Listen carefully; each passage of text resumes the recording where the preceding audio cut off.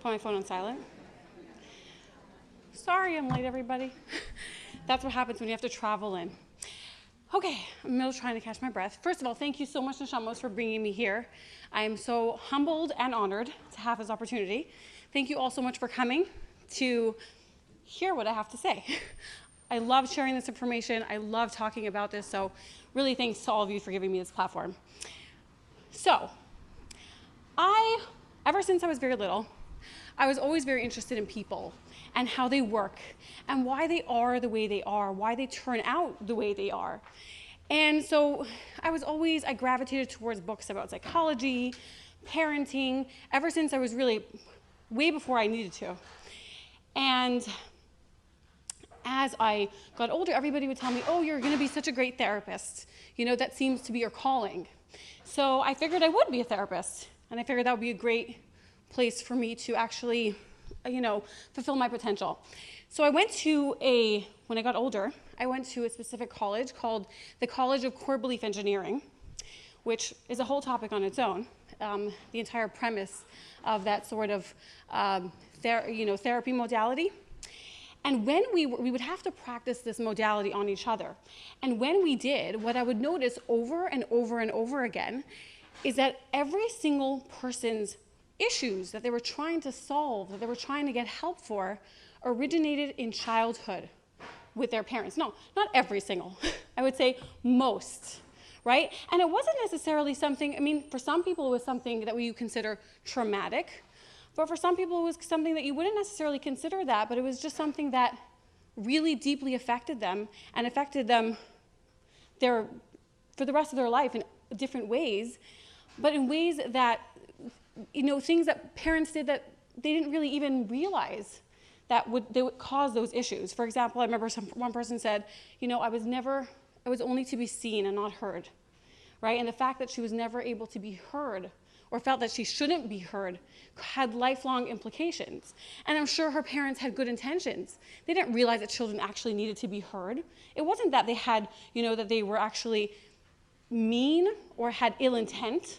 They just didn't realize the importance of giving their child a voice, of listening to them, right? And I remember thinking then, noticing that over and over again, thinking, if only parents really understood what it was that children actually needed, then we can actually avoid so many of these people sitting in therapy later on trying to fix all these things, right? But it was a fleeting thought because I was like, that's fine. I was clearly not a mother yet. I was like, I'm going to be the best mother ever. So this is it's not really applicable right now. So, of course, I did have a child. And in the beginning, it was physically draining, as it is for all of us. But I thought I was doing a pretty good job. And then my daughter got older and started with about 2 years old, right? When they start saying no or they start showing their own autonomy, right? Who they really are, that they have their own feelings and thoughts and ideas, and they're not necessarily what you exactly want, right? And I would come up against it all the time. I'd want her to do something, she would refuse. But when she refused, alarm bells went off in my mind. Alarm bells that said, she has to know that you're the parent. Things that I had heard for years, right? Just, in my surroundings, everywhere I heard this. It wasn't like somebody had just told it to me, but it was the rhetoric, what everybody says, right? Also the messages that I got from the way I was parented and everybody else around me was parented. It's like, they have to know that you're the parent. And it was also, she needs to learn to do this. Like, she can't say no to you. You need to make sure she does this. And so I would make sure. What would I do?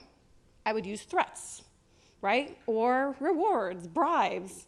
If you do this, you can get that, right? If you don't do that, I'm going to do this to you. Now, the beauty of my daughter is that she is not easily manipulated. And these things did not work very well with her. She would say, fine, so give me. I don't care if I don't get that. Fine, do that to me. I don't care. Those kids who say you punish them and they're like, I wanted to be punished. That was her, right? So it was like, oh my, what do I do now, right? But the thing is that, of course, because I was the parent, thank you. Because I was the parent, I had more power. And so I could use that power against her, right? And so I could drive her nuts and tell her she's not going to get this and she's not going to get that, and eventually she would just give in. And that's what happened every single day. Sorry, just 1 second.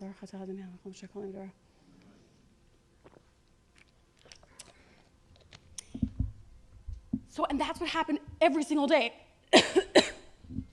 Our interactions were fraught with tension. I was constantly just trying to get her to do what I wanted her to do.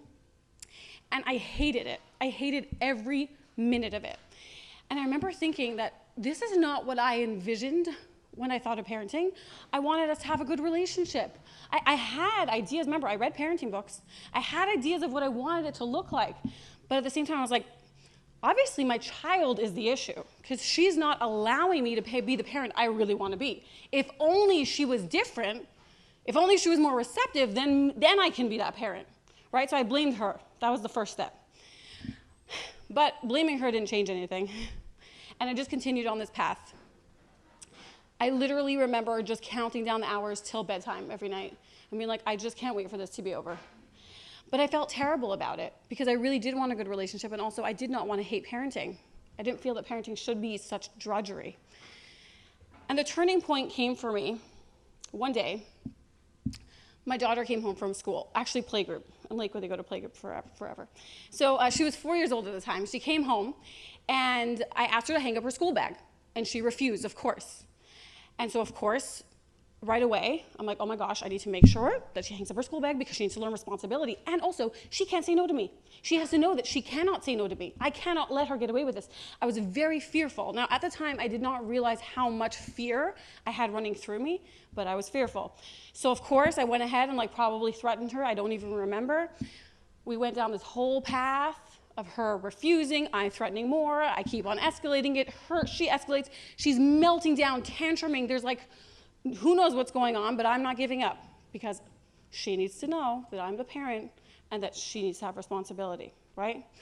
So, of course, as an outsider looking in, I probably looked ridiculous. I looked the same age as she did, trying to get her to do what I wanted her to do. But I really, at that moment, believed that I was doing the right thing. And at one point, she took all her toys and she threw them at me. And at that point, I remember being like, oh my gosh, what do I do now? Forget it. I felt so helpless. I felt like I lost it. That's it. And that even riled me up more. And so I honestly don't remember, but I just remember that zone that I was in. I just kept escalating it and being like, and you're not going to get this, and you're not going to get that, and whatever it was. And then finally, at one point, she just burst into tears. It was probably a half hour. I'm not even joking. And she just burst into tears, totally defeated. She just couldn't anymore. And the sad thing is that when she burst into tears, I barely felt bad for her. And I remember that I noticed that I didn't feel bad, really, and it scared me. I was like, where is my compassion? Why don't I have empathy for her in this moment? I was so tied up with my own agenda and my own fear that I couldn't see outside of it. And all I could think of was, yes, finally, I'm going to get her to hang up the school bag. So she stopped crying, and I told her, okay, now you hang up the school bag. And I told her, the beauty of her is that she does not capitulate to somebody else's will, least of all her mother's, and so she refused. And so at that point, I was like, okay, we're just going to have to come up with a compromise, because I still cannot let her get away with it, right? So I said, okay, I'll pick up the school by halfway, and you pick it up the rest of the way. And so that's what we did. We came up with a compromise. I picked it up, and when I was picking it up, I actually felt that the school bag was really heavy. So I opened it up, and I saw all of her food that I sent for that day had gone uneaten. She was starving. Now, this had happened a lot in those days. I should have known that.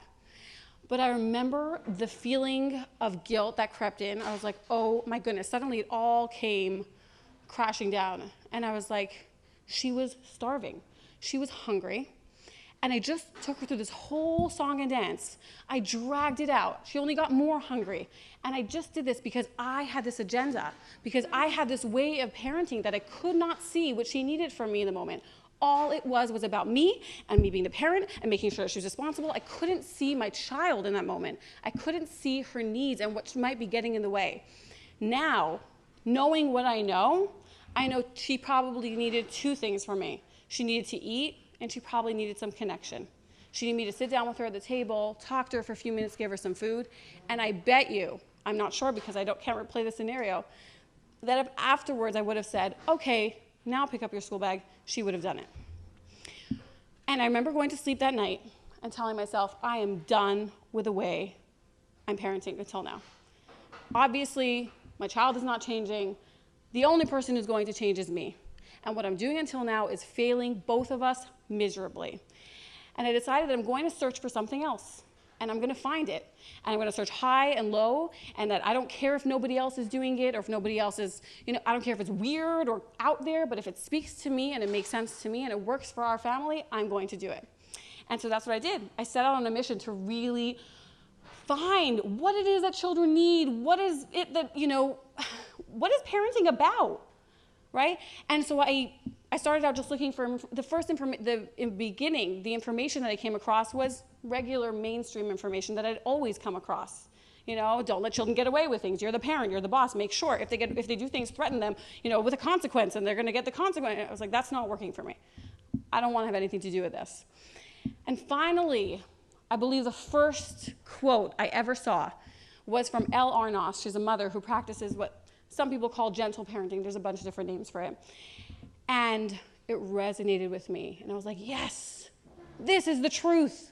Why does nobody talk about this? And that led me to look, to Dr. Gordon Newfield and Dr. Shefali Tsabari and a bunch of different doctors, psychologists, social scientists, and research on the brain and how it develops. And I started getting into information that I felt wasn't out there enough, at least for sure not in our community. But it spoke to me. And so I was like, I'm going to adopt this. So I started adopting it in my own home with my child.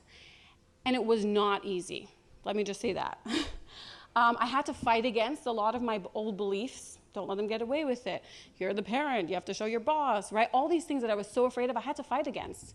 Because a lot of the advice that I was reading out there, the concepts and ideas, ran counter to that.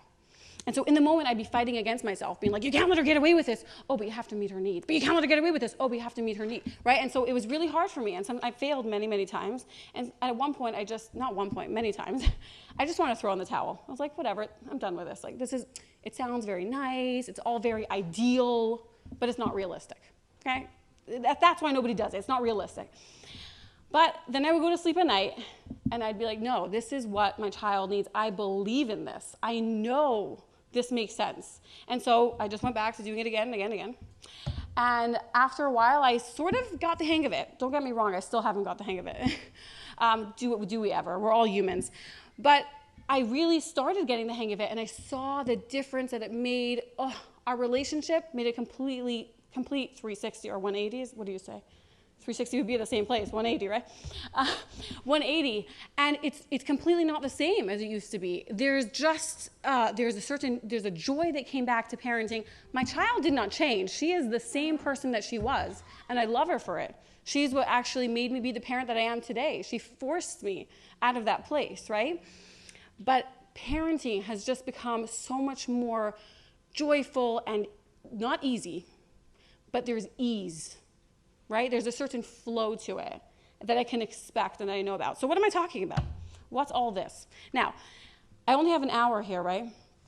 And I can't possibly fit all the information in 1 hour, but I'm going to give you as much as I can in that hour that I hope is going to actually start, you on this perspective or this journey in this direction.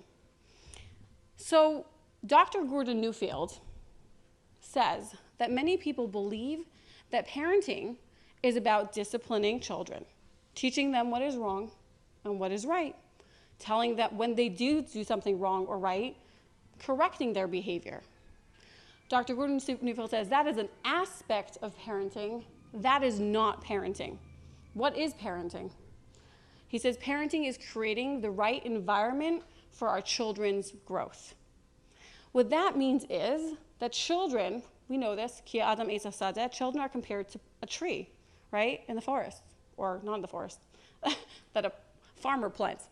So they're compared to a tree. Why? When you plant a tree, the only time you're ever going to actually touch that tree, really, manipulate the tree or have any, is when you actually touch that seed that you're going to plant. Right? First, you make sure the soil is fertile.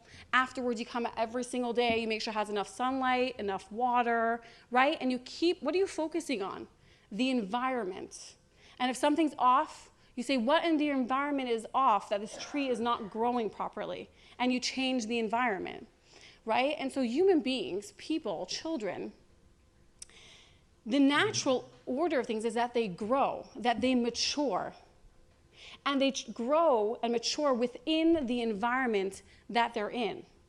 And depending on the environment that they're in, right? And so creating the right environment is crucial. Now, what is the right environment for our children's growth? Right? That's the question. The right environment is a home or an environment of safety, love, and connection.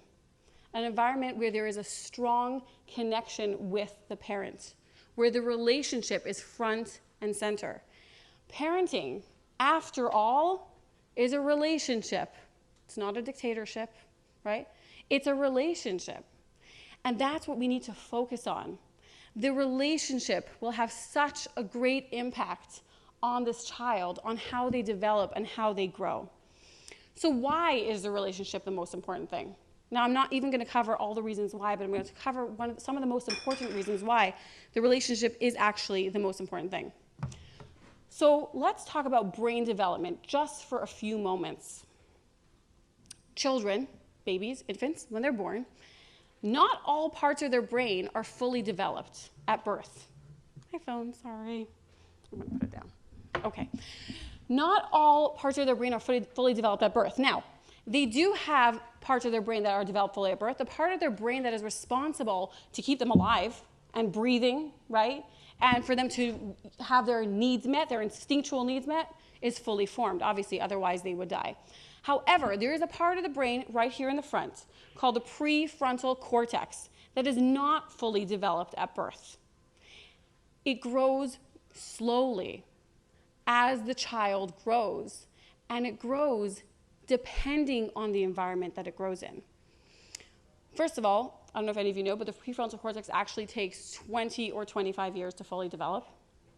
So now, what is the prefrontal cortex responsible for, right? That's the most important thing. What is it responsible for? All the things that you would connect with maturity.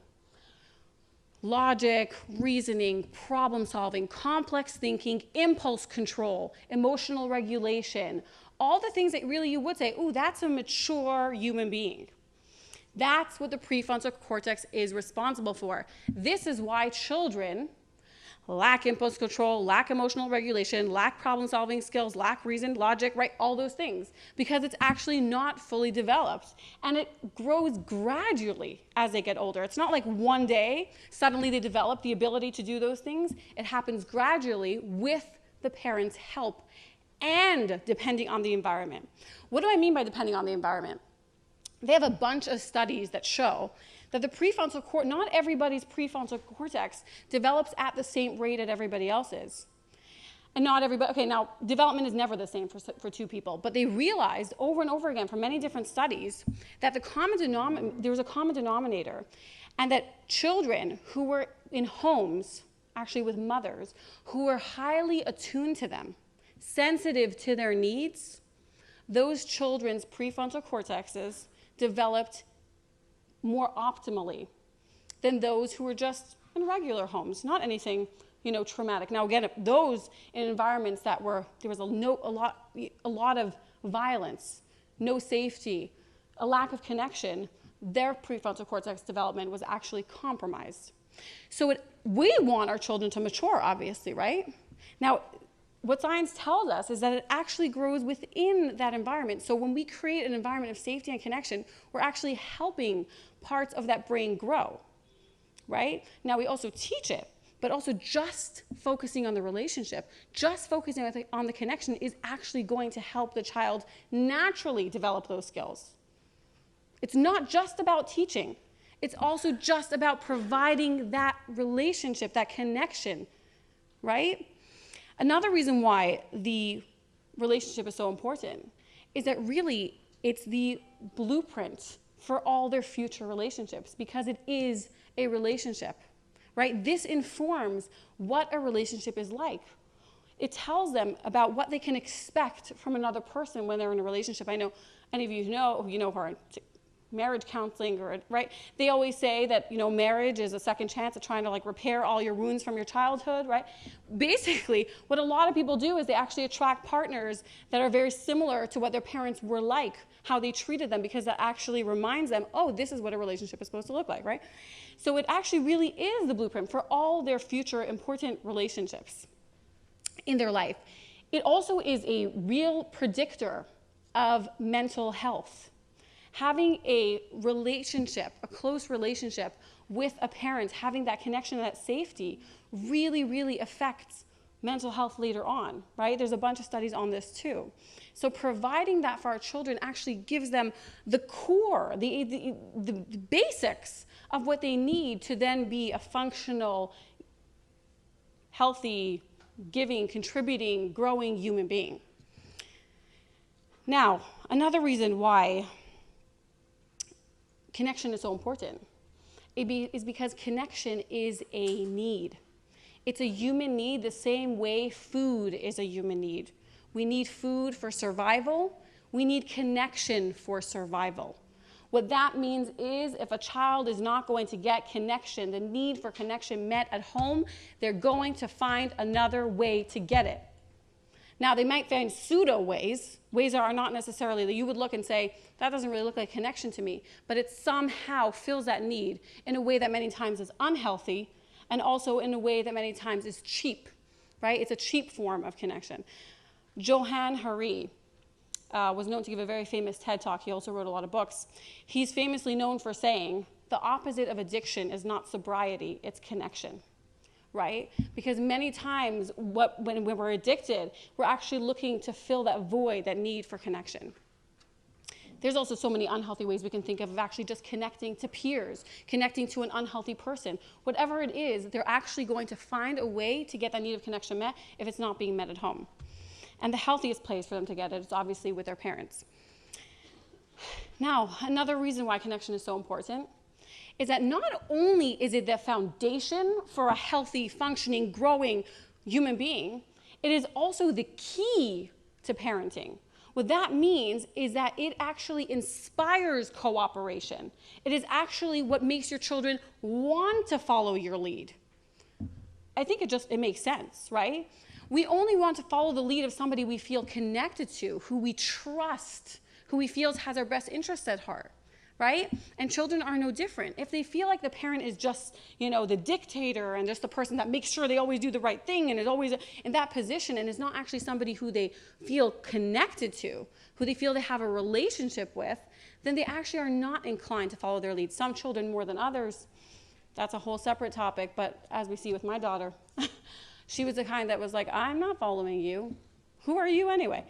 But if we are actually, somebody to them, then they're actually going to be inclined to follow our lead. So it is the key.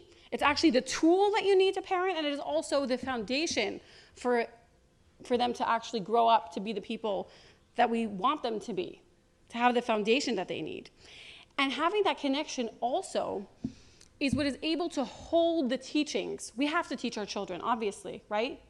Now, what actually is like the cushion to absorb those teachings is the connection, is that relationship. So, now, all of us, I'm sure every single one of you here, that's why you're here, love our children deeply, right? We love them. And many of us think, if I love them, then they know I love them. Then they feel that I love them. Isn't that enough? That's connection. That's relationship. They feel that I love them because I love them so deeply.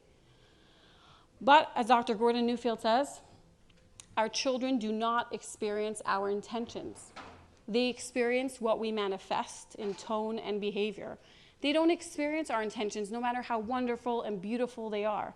They experience what actually happens to them, the way we interact with them. And from that, they come to conclusions about whether they are loved or not, about whether they are cared for or not, about whether they are accepted or not.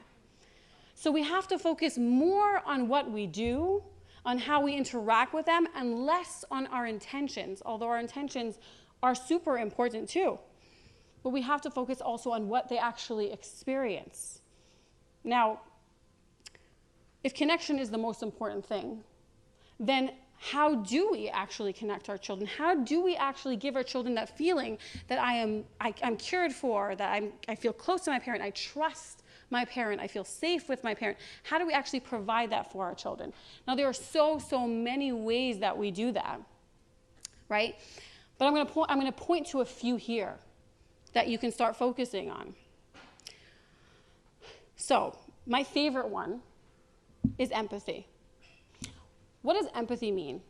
Now, there's a lot of different definitions, but the way I like to define it, all the definitions they all more or less overlap, but the way I like to explain it best is it's seeing the perspective of another, entering the perspective of another. It's not easy. As human beings, we're all very tied up to our own perspective. We all love telling other people how we see it, as I clearly love telling all of you. Now, we all love telling other people, someone tells us something, and we tell them how we see it, our perspective, that they should do. And not only do we tell them, we also see it from our perspective.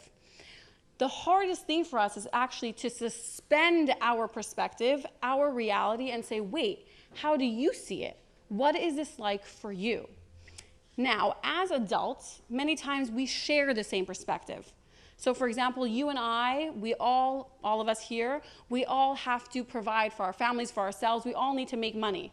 So if I, God forbid, lost a lot of money, you would be able to empathize with me because you share my perspective.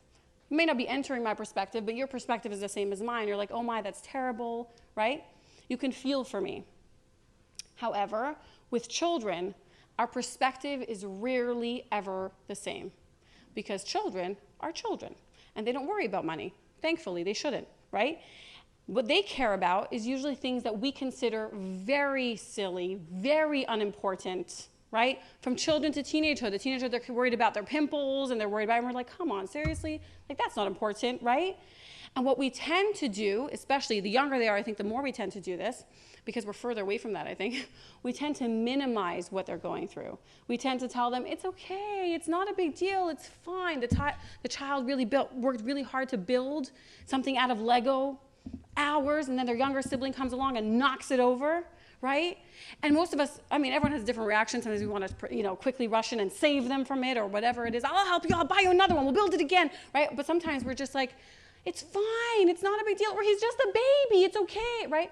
And we're minimizing their experience. Instead of offering empathy, we're actually not offering that at all. Now, when we say it's okay, it's not a big deal, we're not actually convincing the child that it's not a big deal, right? And if they're worried about their pimple, and we're like, it's okay, I had tons of them in high school. We're not actually convincing them that it's not a big deal. What we're convincing them is that I don't really care about it, right?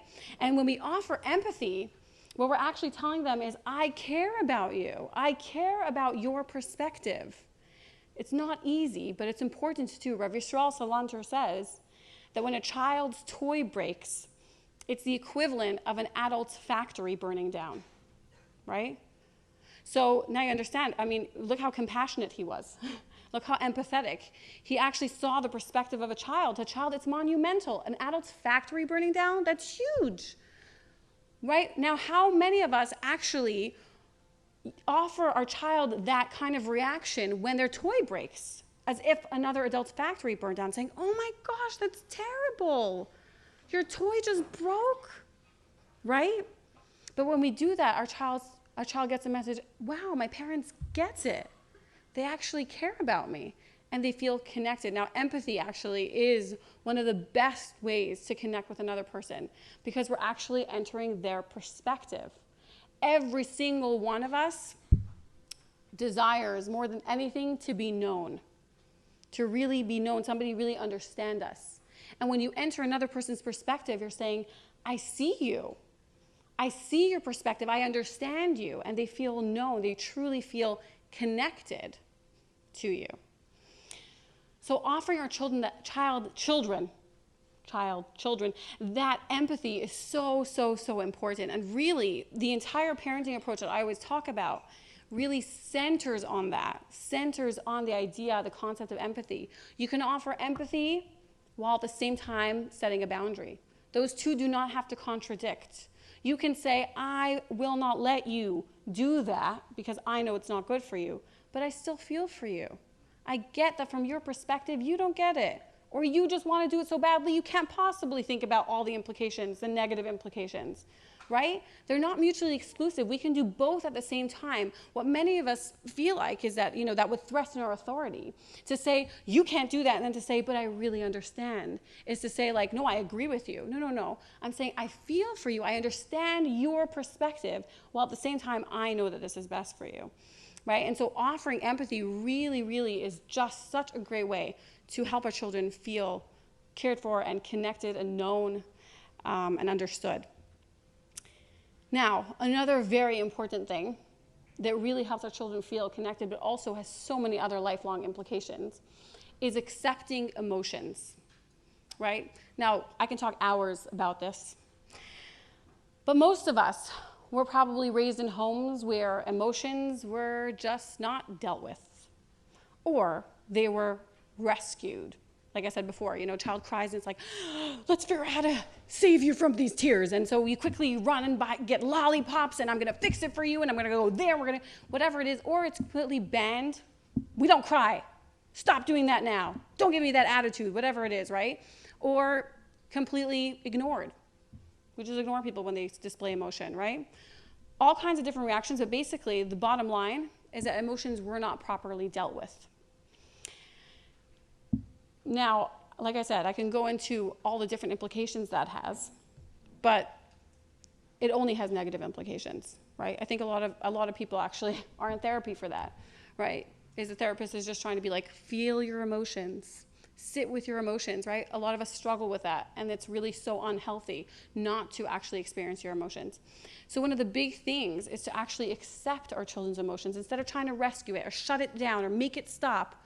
Just let it be. Now, the beauty of emotions is that it actually, there's the word motion in it, is that it actually is a wave. So what that means is that the emotion comes in, it peaks, it goes down, and then it leaves, right? And if it does, it's able to do that entire motion, it leaves naturally on its own. If it's not able to do that entire wave, it actually gets stuck. It's what we call suppressed emotions. It stops halfway in the middle, somebody shuts it down, rescues, stops, does something, the emotion gets shut down. Now, I always say, what's a bad mood? A bad mood is a suppressed emotion.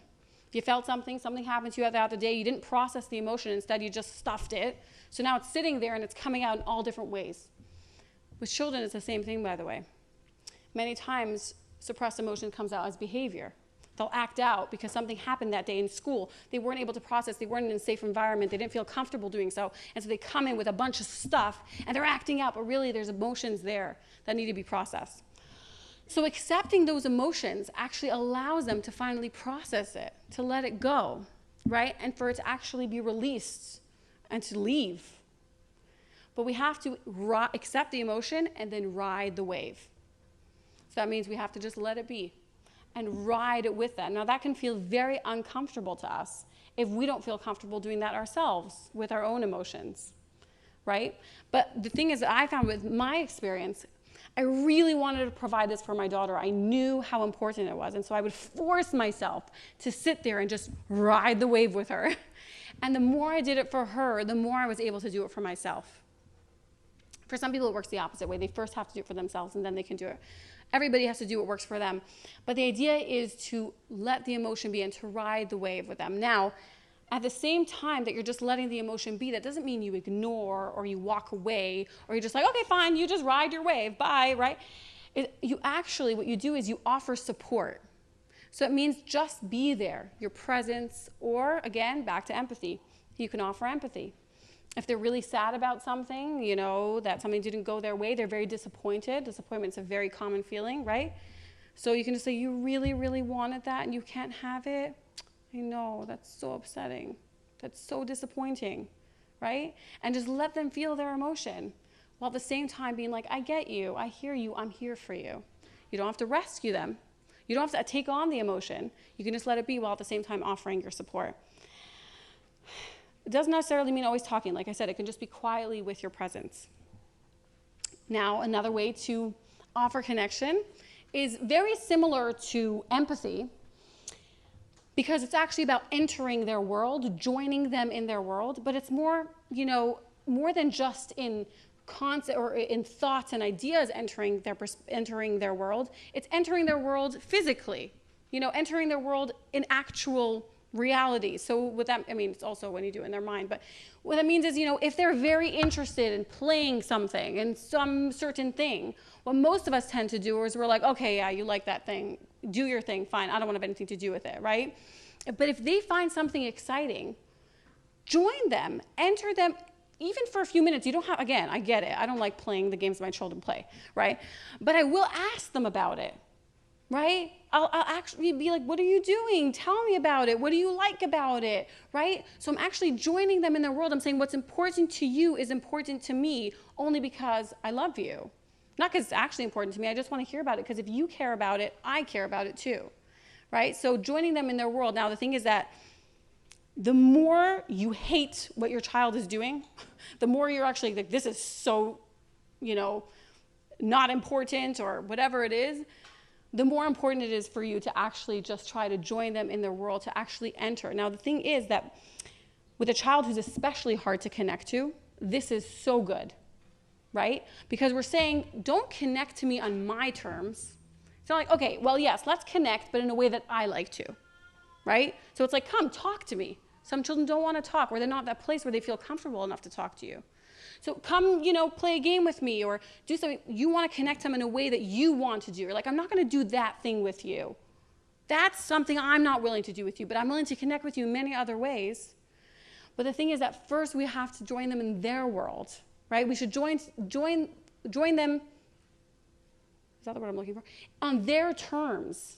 Right? So we should actually be like, I'm interested in what you're interested in, and then join them with those things. And then that actually gives us a portal for connection. And then a child like that, who's really hard to get to, eventually feels connected in those capacities, and then they can actually start connecting it to us in ways that we actually enjoy connecting with them. So, yes, it's very important to do something like that. Now, another very great way to connect with children is to make eye contact. Now, I know this sounds so minor, I guess. Doesn't sound like something like, oh, wow, okay, just make eye contact. But the truth is that when we make eye contact with another human being, we actually are letting them know that you are the only person that matters in this moment. We're actually also seeing them, right? And so if we can just it doesn't have to take a long time, just a moment or a few minutes if you can do that out of every day to just actually, when your child's talking to you, look into their eyes. Now, the thing is that sometimes children may feel uncomfortable with this if they're not used to it. Sometimes parents are uncomfortable with this. I know when I first started, it was like, right? It was it's like, whoa, I have to look away. This is just too intense for me, right?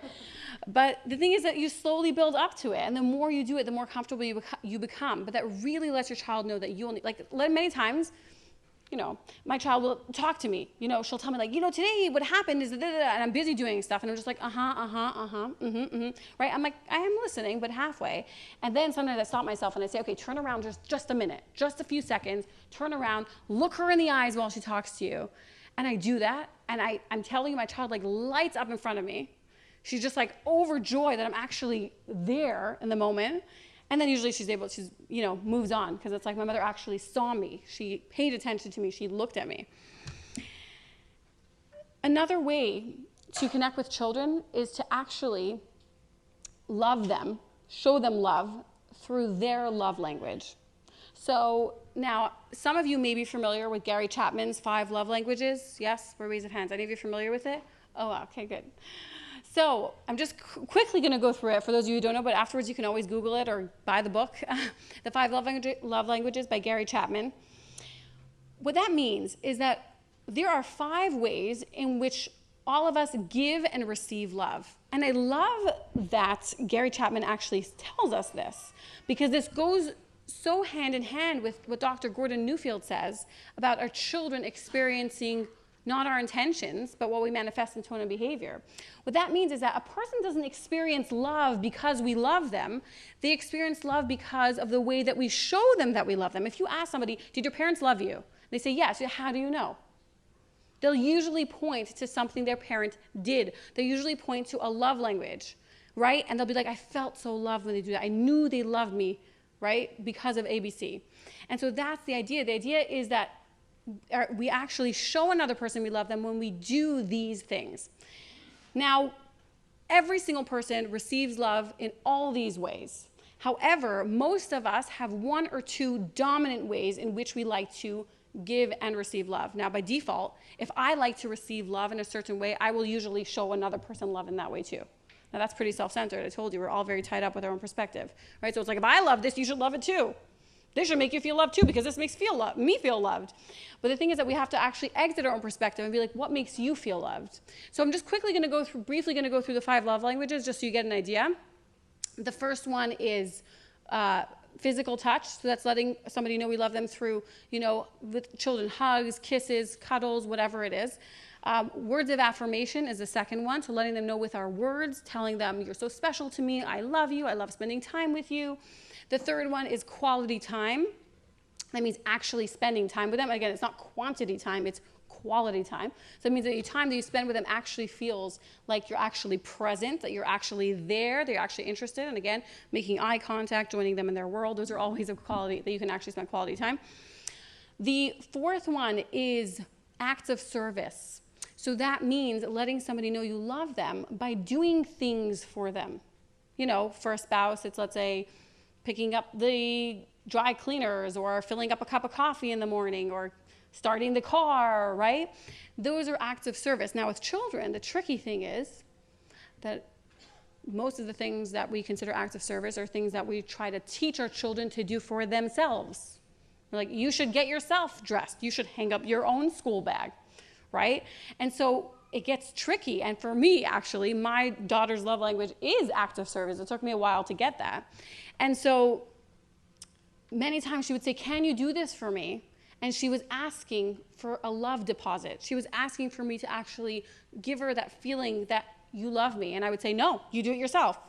And she would burst into tears, have a big meltdown. And I'd be like, what's the big deal? I don't get it. Until I finally understood this was her love language. And she was asking because she was feeling empty. She was feeling that she really needed that. And she was asking for it. And I said, no. So now that I know this, I sometimes do, so okay, I'll hang up your school bag for you. And sometimes I say, no, it's important for you to do so. What I really try to do, and this is what I want to say about all the love languages, I'll actually get back to in a second. Hold on. Let's get to number 5, which is gifts. Now, gifts does not mean presents and toys and prizes because every child loves that. When I asked my daughter, I wanted to see what her love languages were, so I'd say, would you rather a hug or a kiss, or would you rather? Every single one was a prize, a toy. I was like, wow, this is going bad. Okay. So gifts is not actually toys and prizes. It's actually something physical that they can hold on to that lets you know they love them. It's not really about the thing itself. It's more that this means I love you or I thought about you.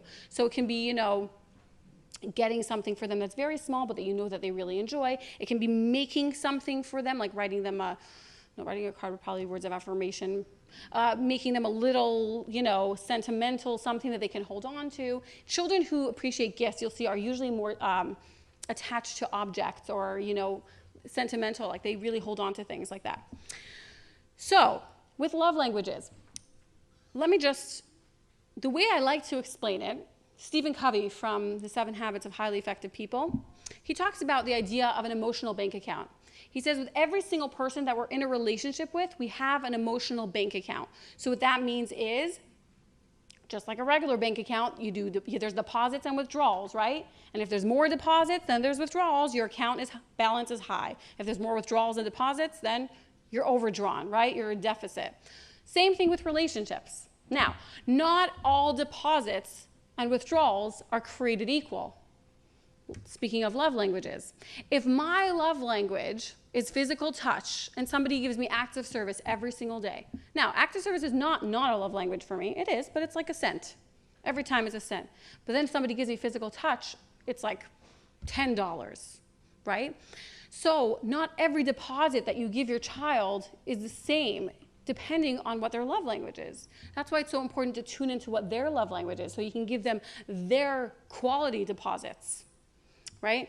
And what's even more of a deposit is that you run after your child to give it to them instead of waiting for them to ask you. What many children will do when they need to feel like they want to feel connect, again, it's a need, so they're going to look for it in all different ways. They're going to try to first get it from the parents. If they can't, they'll go elsewhere. But they're first going to try with their parent, right? And they'll find many creative ways of getting it, sometimes just straight out right asking for it, right? So let's say a child's physical touch is their love language. They'll always come over and try to hug you or touch you or hold you or basically look for that. And if you give it to them, when they come over to you with a hug and you actually give that hug back to them, is that a deposit? Absolutely. What's an even greater deposit is that if you make a mental note, my child's love language is physical touch, and then you run after them. They come home from school, you give them a hug. They go out the door, you give them a hug. They come, whatever it is, you're constantly doing it because you know this is what my child's love language is. I have so many parents who, once they heard this information, that's why I'm sharing it here, started doing that, and they were amazed at the transformation. They said their children literally changed and were so much more cooperative and were different people because they actually were getting their love languages met. One mother said she had a 12-year-old son who she thought like hugs was, something he was outgrowing, I guess, or was outgrown from. Is that how you say it? No. Whatever it is, right? He basically didn't need it anymore. And when she heard that, she's like, you know what? Maybe he does. She knew it was his love, and so she started giving it to him, and she said that it literally changed everything. So running after them for it. And now it makes sense, of course, for any of us. If I have to come to you for you to give me a love language and you give it to me, great. Now my connection, your need for love connection has been met. But I'm still insecure. I still have to run every time I know that I need it. I have to come to you for it. I have to say, can you give it to me? But if my parent is coming and running after me to give it to me, then that actually feels like I can rest in their love. That actually feels like I am on their mind, that they actually want to be close to me, that they actually care about me or connected with me. So running after your children for it is super important as well. Now, there's obviously so many more ways, but I think this is enough for right now. And you can start with any of them that feel the most, that speak to you the most, that feel the most doable for you. You could start with doing those things. Now, mainstream parenting focuses a lot on what to do with behaviors. Now again, of course, that's a huge aspect of the parenting. I mean, we're always, right? But the question is always first, how do I get my child to do this? That's first of all. But it's also, what do I do with this behavior? Now, you can actually Google it. What do I do when my child does this? Right? I did it many times. I didn't know what to do. What do I do when my child does it? And there actually were many answers that cropped up. Give them this consequence, give them that. Tell them first this, and then you'll do that, right? And now, I used to go along with it. But now that I see everything so differently, I wonder how that's even accepted, how it's even the norm. How can we reduce children to behaviors that we can actually Google what to do with the behavior? And it can be about anybody. The behavior that we're Googling could be about your child, it can be about mine, it can be about it can be about anybody. You lose the child. Now it becomes about the behavior. And now we negotiate with behavior. Like, what do I do with this behavior? Okay, let me do this with this behavior. Let me do that. And we completely miss the child. There's a child there.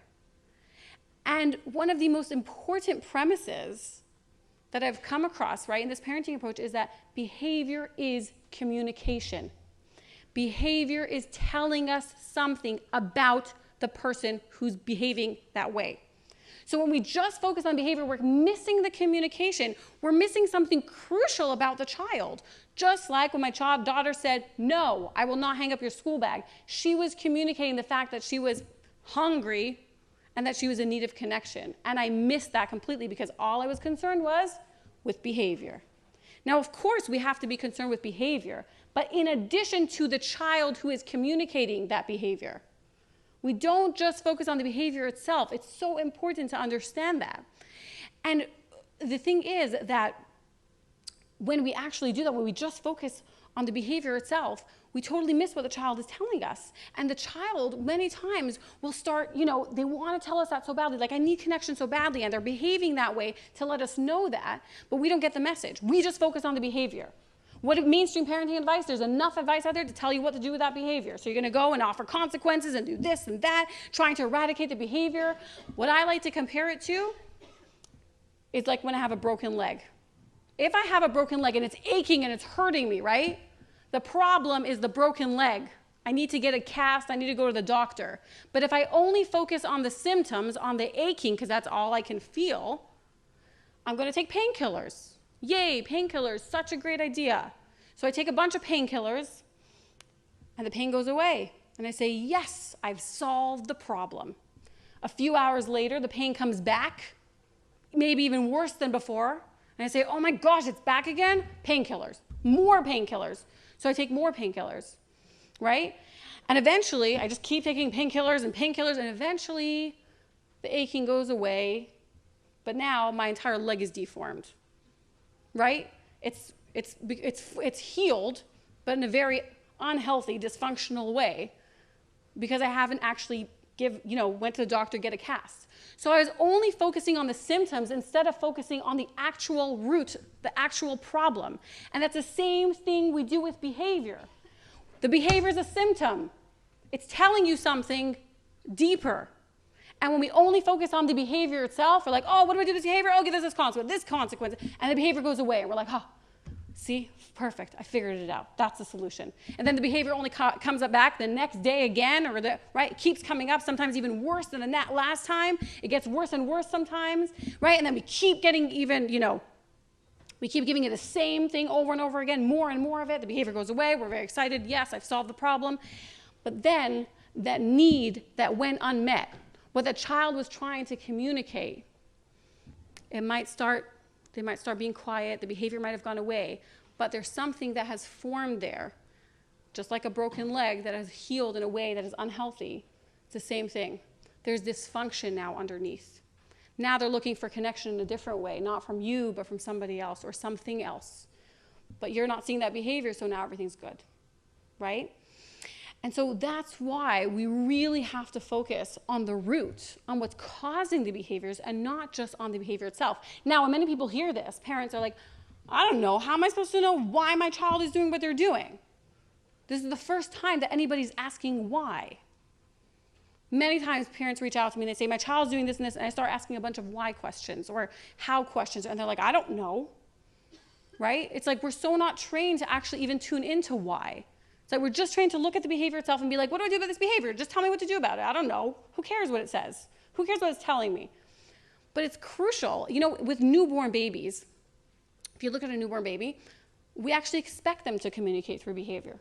They're not verbal. They can't use their words. We expect them to actually tell us what they want, what they need through their behavior, through their squirming, through their crying, right? That's their way of communicating, and we become super attuned to them.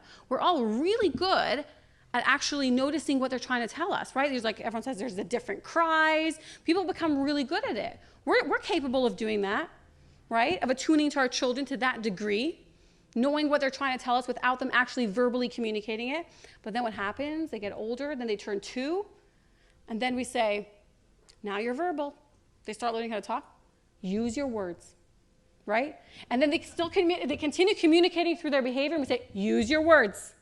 And we think because they become verbal, that means that now they know how to communicate everything through their words. I have yet to find an adult who knows how to do that, right? Adults still have such a hard time, most have such a hard time still communicating what it is that they actually need using their words.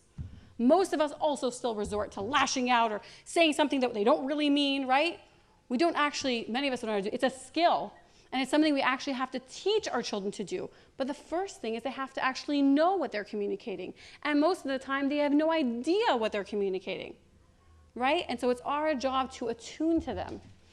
Don't expect that when they turn 2, now use your words. No, you still have to tune into what they're trying to tell you. And the more you do this, the more you attune and ask, why are they doing this? The better you get at it. I've come to a point right now where I go to the playground or anywhere where there's children, teenagers, anything, and I hear them talking or an interaction between them and their parents or something's going on, and all I see is what the child is trying to communicate. And I want to run over to the parents and be like, do you know what your child's trying to tell you? And I can't, because I'm not going to interfere where it's not my place to, but I really just want to tell them. And it's glaringly obvious to me sometimes. It's like, no, right? And now many people who take my course actually tell me the same. They'll stand in line, of an ice cream store, and they'll be like, I was standing behind a mother and the child was trying to say something and the mother was completely missing it. Right now, all of us do this sometimes. I still do that. But the thing is, it starts becoming so obvious to you what the child is really trying to communicate, what they're trying to tell you. And of course, if we're going to see what they're communicating to us, not only are we going to meet their needs, but we're actually also going to get to know them. We're actually going to get to know the child instead of only their behaviors. I felt like I had become friends or maybe enemies with my child's behavior, and I didn't know her at all. It was just her and her behavior. But when I started adopting this approach, I started getting to know her. Now, when she behaved a certain way, instead of just seeing your behavior, I actually saw her as well. Now, that doesn't mean that we don't address the behavior, but we also address the person underneath it. We don't just go to Google and say, what do I do about this behavior? Right? And so when we just focus on behavior, we miss the need. We're focusing on symptoms and not on causes. And the vast majority of the time, or probably every time, the advice that you're going to get when you only focus on behavior is something that is control-based. Mainstream parenting, in general, is control-based. What does that mean? Honestly, control is an illusion. I think all of us know that, right? We're all told all the time, you cannot control another person. You can only control yourself. What I like to say is like, we can barely control ourselves, but, right? We definitely can't control another person. We hear this all the time and we accept that. But when it comes to children, we believe that we can control them. Why? Because children depend on us for every single thing. And the younger they are and the more they depend on us, the more we can control them. What that means is we use their needs against them. Right? Doesn't sound very nice when you say it. But that's actually how we control them. That's how any that's how any, what is it called when they're dictators? Thank you, that's what I was looking for. Dictator does it, is they actually use the needs of the people against them, and that's how they control them. Right? Their need to live, survival, whatever it is, they're going to use. And so they do the same thing. Children depend on us when they come to us, they need to have their physical needs met, emotional needs met. Every single one of their needs has to be met through us. And slowly, as they get older, they start being able to meet their own needs. But until they do, we can use that against them. And the one that mainstream parenting loves to use is connection. Connection is bait. If you do this, then I will praise you, and then I will acknowledge you, and then I will let you know how much I love you and how special you are. And if you don't do this, then I will send you to a timeout, and I will not show you affection, and I will disassociate from you, and I will ignore you. That's all using connection against them, right? And so that's how we control them. It works. You can control them using their needs against them. That's what control-based parenting is. Now, what happens with control-based parenting? Like I said, not forever, because children don't depend on us forever. So as a child gets older and they need to depend on us less and less, especially for their need for connection, what do teenagers do? Many of them rely on each other to get that need for connection met. The more they hate their parents or feel disconnected or don't trust their parents, the more they turn towards their friends. I hate my parents, they're the worst, right? Everyone commiserating together, trying to band together to be there for each other. It's not a great way to get support, but unfortunately, that's the best way they found how, because going to their parent doesn't feel very safe, right? It feels like the parent's going to use it against them, so I'm just going to go somewhere else, right? And so when it comes to that point, when the child starts getting the need for connection met somewhere else, the parent loses that control because they never really had it. They just had power that they were able to use against their child. Now they're lost the power, right? And then what happens is the child turns a teenager and they want nothing to do with the parent. And the parent says, why do you want nothing to do with me? And if the child could know what's going on, they would say, I always wanted to have something to do with you, but it was always so conditional. Everything was, if you do it the way I want to do, then I'll give you the connection. But if not, then I'm going to withdraw the connection. I can never rest in your love. I could never rely on the relationship that I have with you. I can never rely on that connection. You're always using it against me. The safest thing for me to do right now is to completely just move away from that. I'm not interested in these games anymore. I'm done with it. Right? And so the parent, many times, that's when many times parents of teenagers, depending on their teenager and what they're like and how much they do this, they're desperate. And then what's the advice that we get? Relationship is the most important thing. The relationship is so important. They talk about this a lot, I notice, with teenagers, much more than they do with younger children. Relationship is so important. Relationship is so important. Focus on the relationship. What happened until now? Why is the relationship only important now? The relationship was always the most important thing. Now it was a good time to start, but it would have been a lot better if you started earlier. It's never too late, by the way, though. I know parents who started their children for 15, 16, 17, 18, 19, even 20, or older, by the way. It's never too late to rebuild that connection, to focus on that connection with the child. But isn't it so much better when we start earlier, to start younger, and to not use that control? But the thing is that unfortunately, like with me, I didn't know better. I didn't know anything else. I didn't know how to get my child to do what I want them to do, how to make sure, how to teach them better, right? We're constantly having to get them to do this and get them to do that, and we have to, teach them this and teach them that. So how do I do it without all that? What do you mean I need to use manipulation? I need to use that control. I need to pull strings. No, you don't. I'm here to tell you that you do not. Me and my child are proof of that. Children. But especially this child, right? When you have that connection, when the child knows that they can rest in it and you will never use it against them, they trust you. And guess what? They want to work with you. And you trust them. And then they feel like they are trusted and they show up as trustworthy. And you're a team now. Now you work together. Mainstream parenting is very adversarial. Me against you. I'm the parent, you're the child. Yes, you're the parent. Yes, they're the child, but you're not on opposite teams. You're on the same team. You are here to raise them. You are here to help them. You're not on different teams, right? But the thing is that many times we inadvertently send that message to our child. We're on different teams here. Sorry. Do as I say, or else.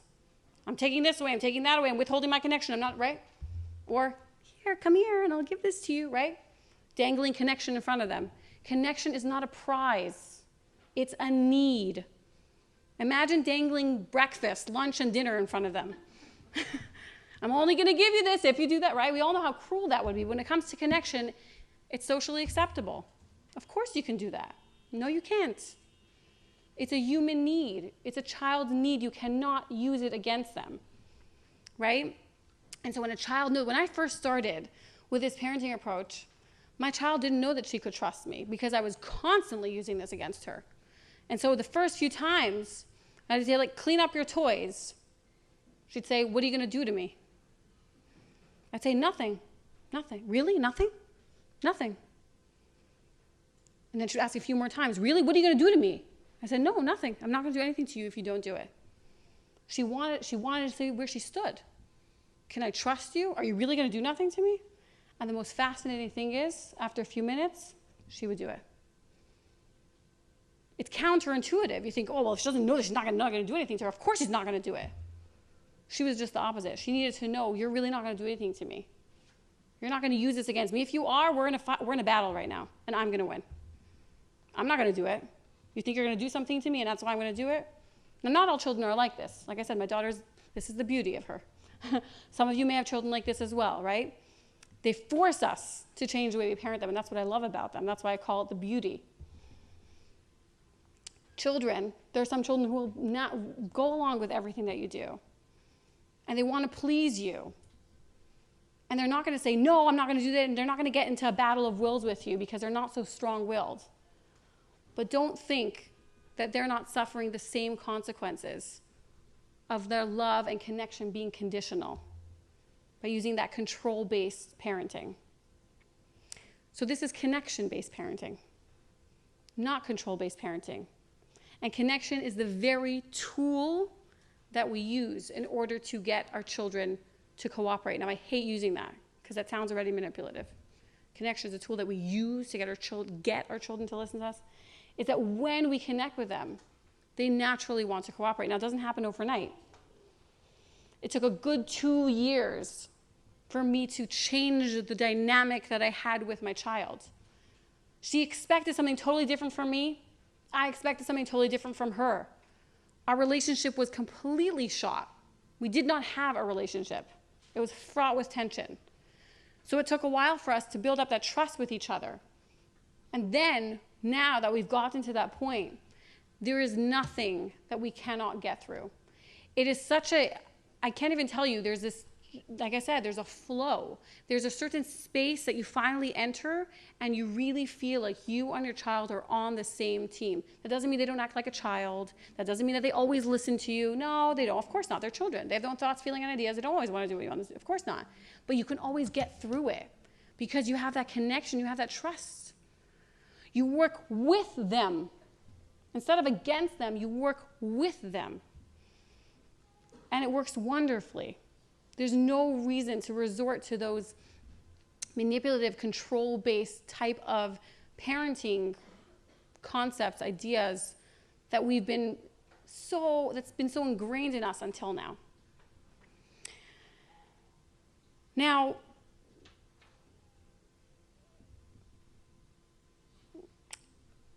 obviously, growth, like I said, with my daughter and with me and my daughter, it didn't happen overnight that it changed. It happened so gradually. And I felt like giving up many, many times, right? And the same thing is with our children. I always say, like, I taught all of you this stuff, right? Now, tomorrow, you're all going to be connection-based parenting? No, of course not. It's something that you have to learn. It's something that you have to practice. It's the same thing with your children. We expect them to grow up tomorrow. I taught you this, now do it. I taught you to do better, now stop doing that. What do you mean? I taught it to you. Change doesn't happen overnight, especially with children whose brains are still developing, who still don't even have the skills necessarily to control their impulses. But also with any of us who do have that ability, for us it still takes time as well. So it's going to take time for your children to grow, and it takes time for us to grow as well.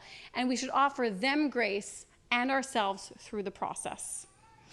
Thank you all so, so much for joining and for listening. I really appreciate it. Thank you.